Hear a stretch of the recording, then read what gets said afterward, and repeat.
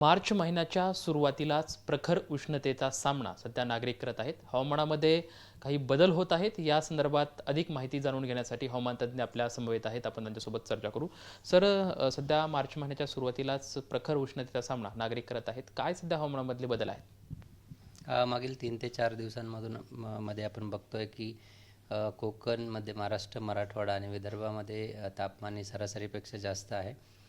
काल आणि परवा मुंबईसह उत्तर कोकणामध्ये हीटवेव्ह कंडिशन्स होत्या आणि विदर्भामध्ये सुद्धा गेले 3 दिवस हीटवेव्ह कंडिशन्स आहेत. त्यानंतर मध्य महाराष्ट्र आणि मराठवाड्यामध्ये जरी तापमान सरासरीपेक्षा जास्त असलं तरी हीटवेव्ह कंडिशन्स आता तरी नाही आहेत. आणि येणाऱ्या 3 ते 4 दिवसांचा किंवा येणाऱ्या आठवड्याचा जर विचार कराल तर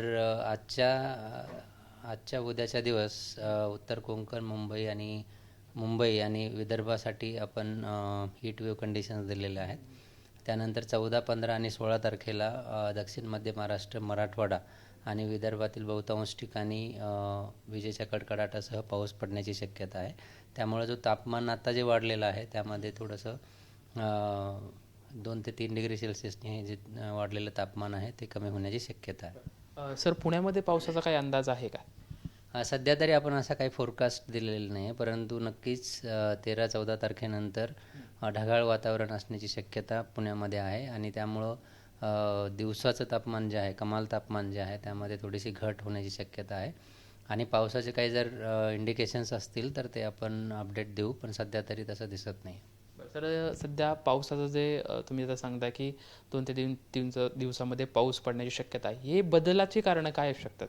राईट. आता जे तापमान वाढतं आहे हे हवामानाच्या किंवा वातावरणाच्या 3 ते 5 किलोमीटरचा जो वरतीचा भाग आहे तिथे एक अँटीसायक्लॉनिक सर्क्युलेशन, ज्याला आपण प्रतिचक्रवाती परिस्थिती म्हणतो, आणि ती आता स्थित आहे गुजरात आणि महाराष्ट्र रिजनवर. आणि त्यामुळं या परिस्थितीमध्ये काय होतं की हवा जी आहे ती खालच्या बाजूला दाबली जाते आणि बऱ्याचदा अशा परिस्थितीमध्ये क्लिअर स्काईज असतात. क्लिअर स्काय म्हणजे निरभ्र आकाश असतं आणि सूर्याकडनं येणारे किरणं डायरेक्ट थेट जमिनीवर येतात. ढग वगैरे नसल्यामुळे त्याची तीव्रताही जास्त असते. आणि त्याचबरोबर हवेतील जी आर्द्रता आहे ती पण कमी असते अशा परिस्थितीमध्ये. आणि हवा खेळती नसते, बऱ्याचदा व्हेंटिलेशन कमी असतं आणि ह्या परिस्थितीमध्ये तापमान वाढतं. आणि ही परिस्थिती आता ही अँटीसायक्लॉनिक सर्क्युलेशन जसं मी सांगितलं गुजरात महाराष्ट्र रिजनवर असल्यामुळं तापमान वाढतं आहे.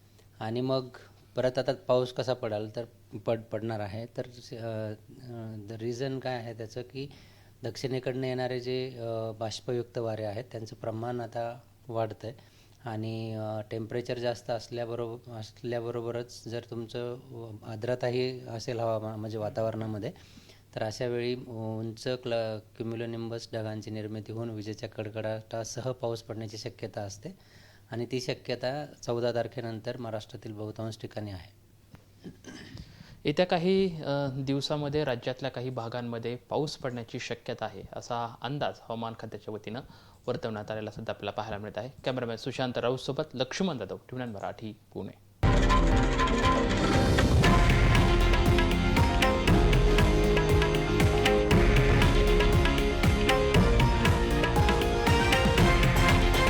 हे आहे देशातील नंबर 1 न्यूज नेटवर्क आणि आपण पाहत आहात TV9 मराठी, एकमेव.